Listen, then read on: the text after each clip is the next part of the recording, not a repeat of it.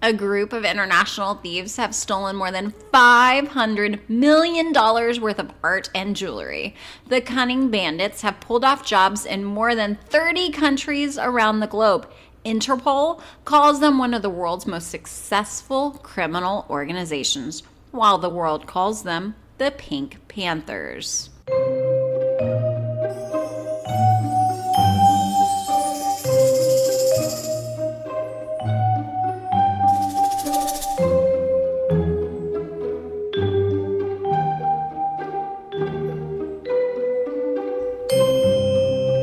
Hey everyone, I'm Jen. Thanks for being with us for another week of Two Crime Newsies. Hi, I'm Tina. We're sitting here with our coffee, and I feel all jittery, Tina. This is coffee number 2 for me. Coffee number what, 3 for you? Yeah. Goodness. I'm so excited for this week's episode because I feel like it's right out of a spy thriller movie, which you know I love watching that kind of stuff. This is exciting. We're talking about a 60 minutes episode called International Diamond and Art Thieves, the Pink Panthers. Tina, cue the Pink Panther music. Da-da, da-da, da-da, da-da, da-da, da-da, da-da, da-da. I love it.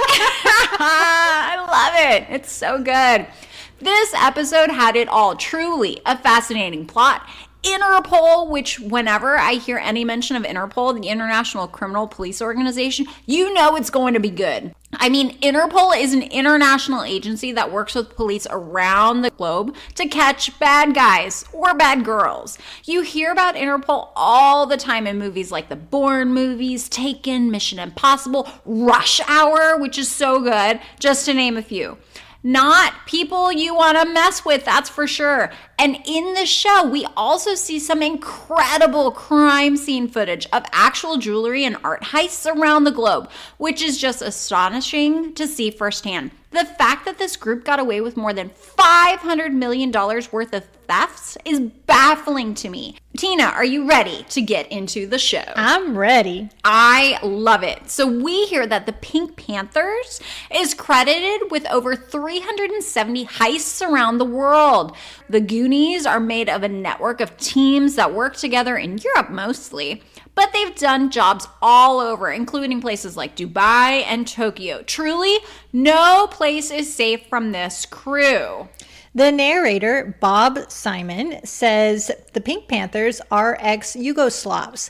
They come from Serbia and Montenegro, what used to be Yugoslavia, and that a lot of them fought in the Serbian Special Forces in the Bosnian Wars.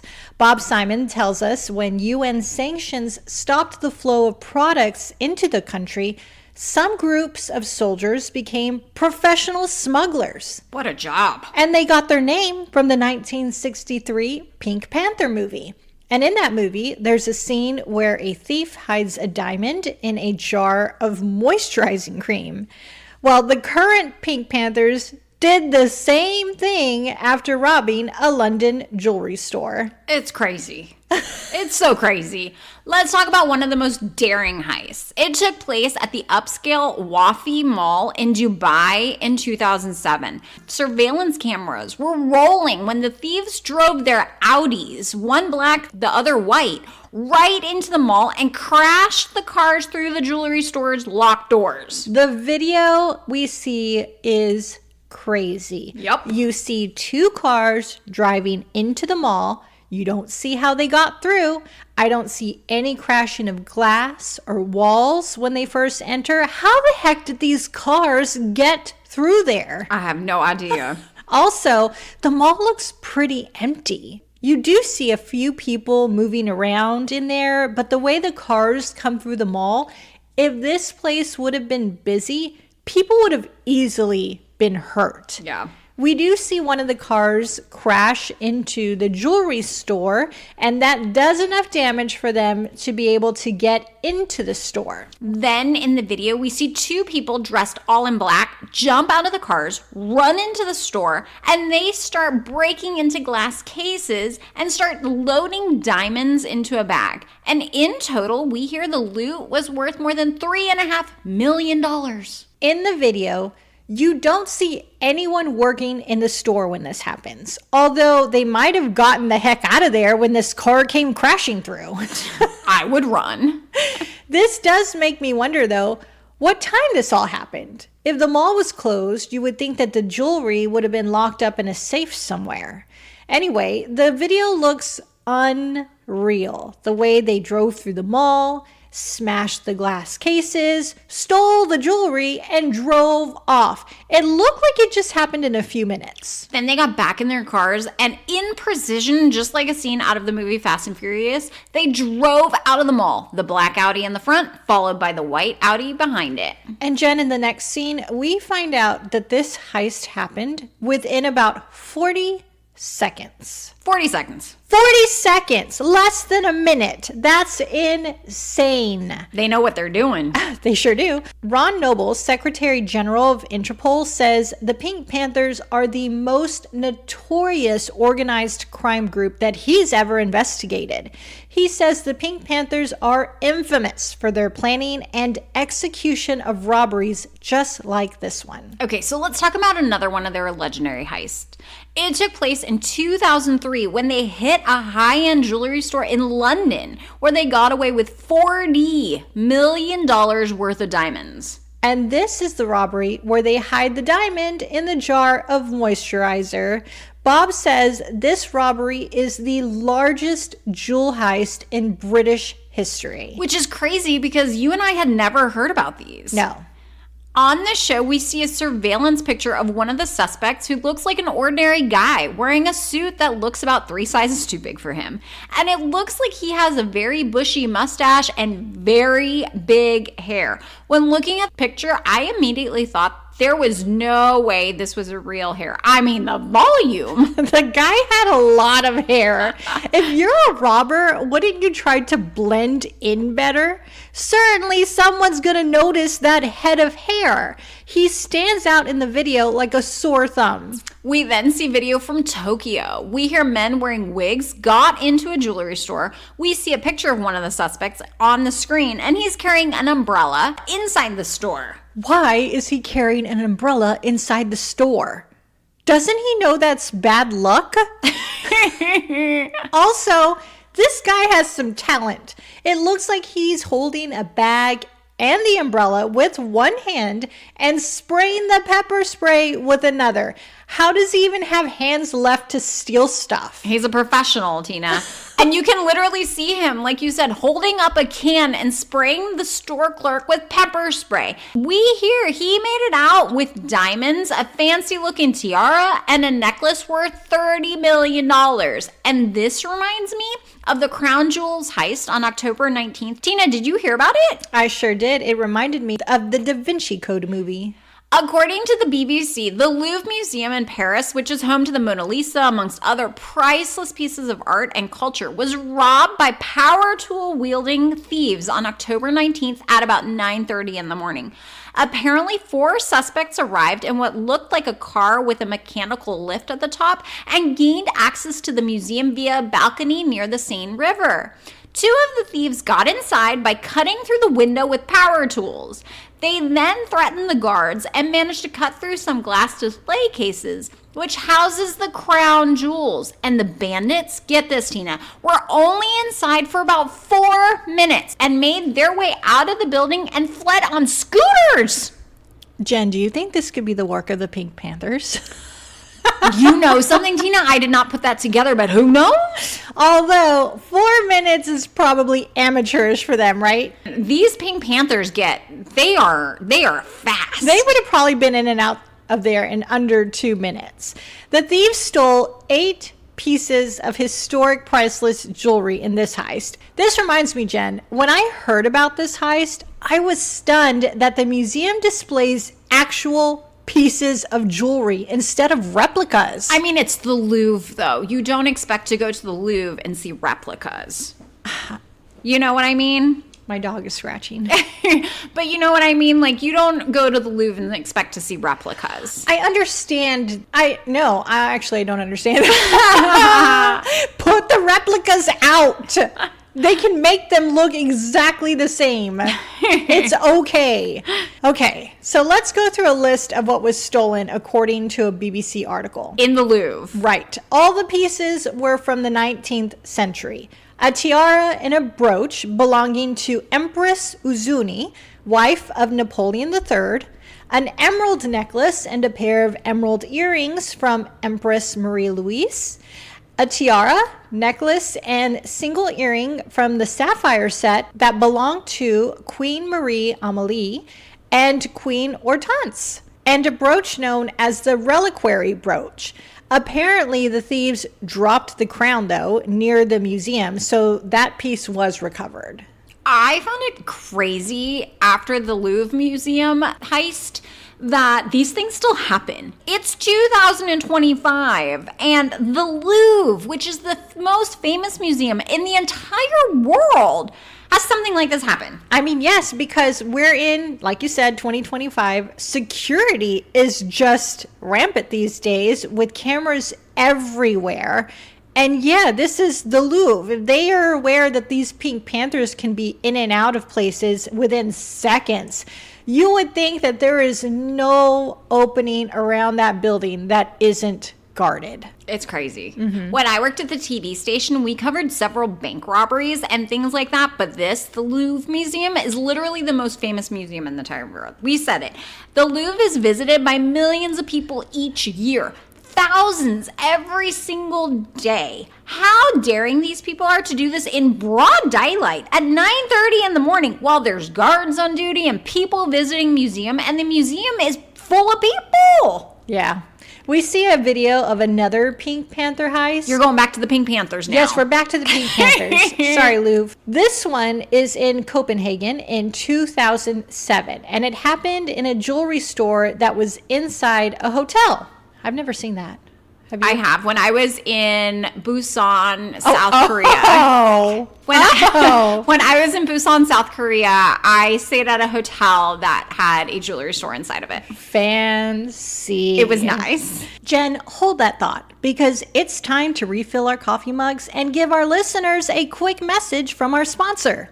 This episode is sponsored by Jake Tatum, top producing mortgage lender with the Wood Group of Fairway Independent Mortgage Corporation. Before Jake was helping families get into homes, he spent years in law enforcement, solving problems under pressure. He learned how to read a scene, dig into the facts, and separate truth from noise. Now he brings that same level of clarity and precision to the mortgage world. Because let's be honest, in this market, it can feel like there are clues, twists, and suspects everywhere. Interest rates moving, headlines popping, and everyone online acting like they have the secret code. Jake cuts through all of that. Jake does all loan types: conventional, FHA, investment, renovation, and a one-time closed construction loan, you name it. And he also specializes in VA loans, making sure our veterans get every advantage they've earned. And if you're thinking about refinancing, whether it's to lower your payment, pull cash out, or restructure your loan, Jake can break down your options and guide you through every step. If you want a lender who treats your loan like a case file and actually solves it, connect with Jake today. Start at TatumHomeLoans.com. That's TatumHomeLoans.com. Jen, is your coffee mug filled? It is. Let's get back to our show. Bob the narrator says, in this robbery in Copenhagen, 3 men ran into a store, smashed through the glass cases, and stole the jewelry. And in the video, you see 2 of the men running into the store, and they look a little like well-dressed tourists, wearing baseball caps, carrying bags, and you see them take what looks like a small axe and smash the glass. In this robbery, they stole over $1 million worth of jewelry, and they did it in front of plenty of witnesses. There were people sitting in the hotel lobby at the time, and workers just milling about. This is brazen. Truly. We hear in the last 20 years, the Pink Panthers have been responsible for $500 million worth of jewelry and art thefts, hitting very high-end stores worldwide. So you may be wondering, how in the world are these thieves able to get away with it, especially when groups like Interpol have been trying to catch them for so long? Well, we hear that they do weeks and weeks of surveillance before each heist. They go undercover. On the screen, we see what is being called an investigator's undercover photos of people walking around a Rolex store window. And these men we see pictures of look like they belong there. They're not wearing hoodies over their face or anything like that. They are clean-shaven, well-groomed looking men wearing business suits and sunglasses. And if I didn't know that they were surveilling what would later become their mark, I would think they belong there. They look like they have the money, and they look like ordinary people. You're so right. They're not wearing masks. That's crazy. They look like they fit in their suits. You know, you see a guy wearing a suit and standing outside of a Rolex window, you think he belongs. Yeah, but what's funny is you hear of bank robbers wearing masks all the time that get caught. And these people are just, walking in, being all themselves and never getting caught. That's nuts. Ron Noble of Interpol says the Pink Panthers also use women to case jewelry stores. Smart. The women, they say, are always attractive, they're well dressed, and they're wearing expensive clothes and jewelry. They fit in. They sure do. Then they say a well-dressed man comes in after them. And we see video of one of these incidents, and you see a man dressed in a suit, holding a gun, enter the store, and he stands guard with the door open while another man smashes the glass jewelry cases and starts stealing items. We hear there's usually a team of 4 of them, and everything they do is precisely timed, and it's usually less than 30 seconds for them to get in and get out with the jewelry. Noble says from there, they are in another country in just a matter of hours. He also says this group is organized, disciplined, and ruthless. We hear that the Pink Panthers learned their trade in the war.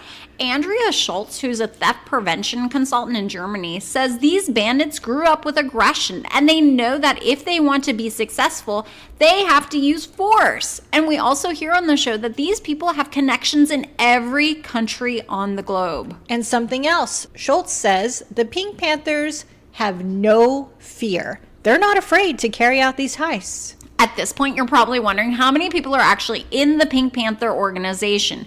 I was absolutely shocked to hear that Interpol suspects there's 800 members.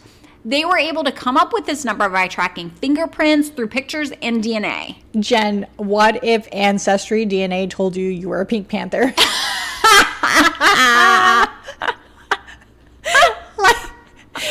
Like your grandparent, or I don't know, an uncle somewhere Was a Pink Panther back in the day? Yeah, or still is. Ooh. What if you have a cousin out there who's a Pink Panther? I'd be like, give me some of those, give me some of your money. Right? Give me some Share of your the heist- wealth. Yeah, share the wealth. We also learn the Pink Panthers use fake passports. That's not a surprise to me, but it does make them difficult to catch. And something I was surprised to learn, Interpol says the Pink Panthers do not have a chain of command. Noble says there are networks of Pink Panthers, and depending on the robbery, someone will organize it, but there is no one person at the top of the group like you see with other organized crime groups like the Mafia, for example. That's interesting. Yeah, no shade to the Mafia there. Tina's so afraid. We also find out the Pink Panthers have a guy or a gal for any specialty heist they might need. They've got a guy for that. They've got a guy for it. They have an alarm expert, a safe cracking expert, an expert at stealing cars. You name it, they have it. They are a well-oiled machine. I agree. No wonder they haven't been caught.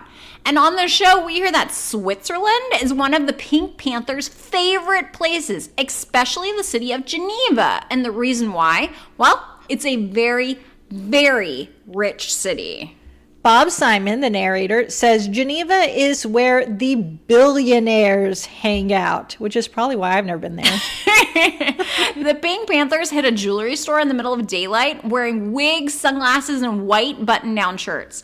They held guns up to the store security guard and quickly made their way inside to steal $4 million worth of diamonds.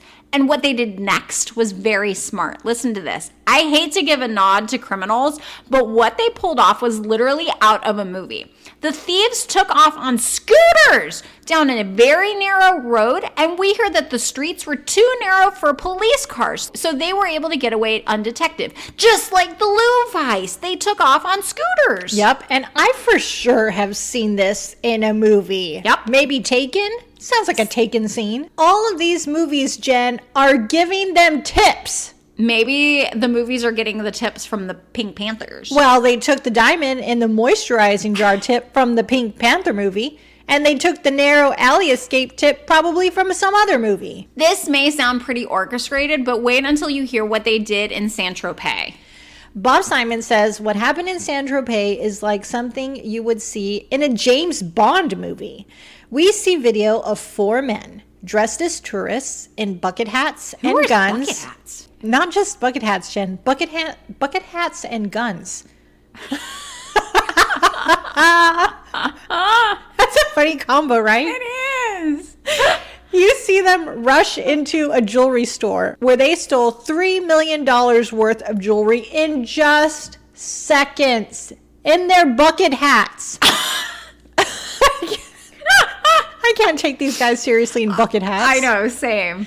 But Saint-Tropez is known for busy streets in the summertime. So instead of escaping by vehicle or motorcycle, the Pink Panthers hopped on speedboats and headed out of town. Again, I'm sure I've seen this in a movie recently. It sounds very familiar. Agreed. Next, 60 Minutes takes us to Osine, Montenegro, where they're going to interview someone they say is a semi-retired Pink Panther named Philip, which is probably not his real name. Yeah, it's probably not. Also semi-retired, so you So only... he's a little bit active still.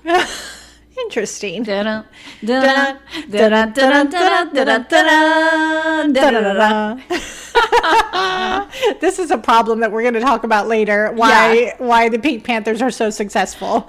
Okay, so Bob Simon says they sat down to talk to Philip in a secret location at a rented apartment. I wonder how they got a hold of this guy. Did they do a Craigslist ad or something where they said, hey, if you're a member of Pink Panther, call this number. Give me We'd a like ring." to talk to you. We're not trying to like give a shout out to the Pink Panthers or anything like that. Obviously, what they're doing is wrong. They're a criminal organization. But Tina and I find it absolutely baffling that these people have gotten away with this much and been so brazen. It's fascinating. The brazenness, the speed. They say that it's easy. Yeah. So that's why we're doing this episode. We want to let you know about this craziness that we're learning about. Right. Okay. So they're in a secret location at a rented apartment with Philip. Philip in quotes. Right. In the video, Philip in quotes is blurred out. His face is blurred out when he arrives. And in the sit down interview, we only see his shadow. Philip tells Bob that he's done 9 jobs, with his best robbery being in France. He says it was quick, it was good money, and nobody got hurt. Bob asks Philip, what happens after the heist? Where does he take the stolen items in exchange for money? Well, Philip says he has connections everywhere, and he mentions Belgium as one of those places. We here in Belgium, there's a place called Antwerp, and it's a place where gems worth billions are traded each and every single day. Investigators say they know stolen diamonds come to Antwerp, and what makes diamonds so valuable to criminals is it's hard to identify them. That's because one of the rarest and most expensive have tiny laser inscriptions. And remember this also, large diamonds can easily be cut down to make smaller diamonds, which makes it nearly impossible to figure out if they've been stolen. And as we mentioned in the beginning, the Pink Panthers aren't just interested in jewelry. They're also interested in fine art. In 2008, we learned a group of Pink Panthers broke into a museum in Zurich, Switzerland, and made off with a Monet painting, a Van Gogh, a Degas, and a Cezanne. We hear it was the largest art theft in European history. One of the paintings was found in 2012 when a Serbian SWAT team raided a house. During the raid, they found one of the paintings was hidden in the ceiling of a van. The painting was worth $113 million. It was Saison's Boy in the Red Vest. You know, just cruising around in my minivan with a $113 million painting strapped to the roof of my car with a carpet over the top of it. Jen, this hurts my heart. I mean, I'm not some sort of art enthusiast, but the thought of like this piece of history, yes, that was just out of the frame, loose up in someone's van, surely it could get easily damaged. I mean, art of that nature needs to be very well preserved. Like, it needs to be climate controlled, all those things. And clearly that was not happening being strapped to the roof of a van. No.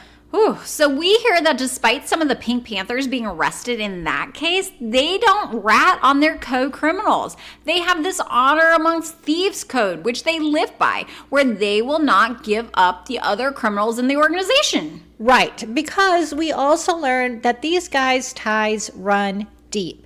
Many of them grew up together, so they're kind of like family. We also learned that over the last few years, there's been about 180 new Pink Panther members, and not only are they recruiting new members, they're training them. Whoa. And now there's the problem of copycats. Fake Pink Panthers. Fake Pink Panthers. Faux Panthers. Faux Panthers. We see video of several men wearing burqas, robbing a jewelry store in the Bahrain Mall, and another video shows a group of copycats in London riding motorcycles into a mall, robbing a jewelry store, and riding away on the bikes. Noble, again, he's from Interpol, says that one of the problems with this whole fiasco of heists is that when police started calling the criminals Pink Panthers, people think of the movie. Like That's Yep. right, like the song we were singing. They think of the Pink Panther theme song and the Pink Panther cartoon character and the funny and lovable Pink Panther movie character. Like it's nothing too serious type thing. Right. I mean, it is hard to take them seriously in bucket hats. Noble says the Pink Panthers are not nice guys, though. And they're not even criminals like Robin Hood who have some kind of redeeming quality, like robbing the rich to give to the poor. He says the Pink Panthers instead are cold-blooded. They're ruthless, and they're notorious thieves. And that's the end. That's the end. They're still out there. They're out there. There's many of them out there. Yeah. We don't know how many. We don't know how many. We don't know if they did the Louvre. But they're everywhere, Jen, like spies. This was a good episode. I want to say, like, what a show. I find it fascinating that until this episode, I had never heard about the Pink Panthers, especially given how big the organization is and how they have hit so many different places around the globe, stealing more than $500 million worth of jewelry and art. Talk about craziness, Tina. Definitely just out of a movie. Yeah. If you have heard about the Pink Panthers, send us an email, write us a Facebook message. We'd love to hear from you. Also, if you enjoyed this episode, if we kind of made today a little brighter for you with our storytelling, share this episode with a friend. We want to pass along some smiles, especially with this episode because it wasn't a dark, murdery type show, which we normally do. Yeah. One episode. Yeah, it's a good one. Also, if you enjoyed this episode, leave us a 5-star review on your favorite podcast platform. I love it. Okay, my friend, are you ready to close out? Let's do. All right. We will talk to you guys again next week. Thanks so much for being with us. Bye.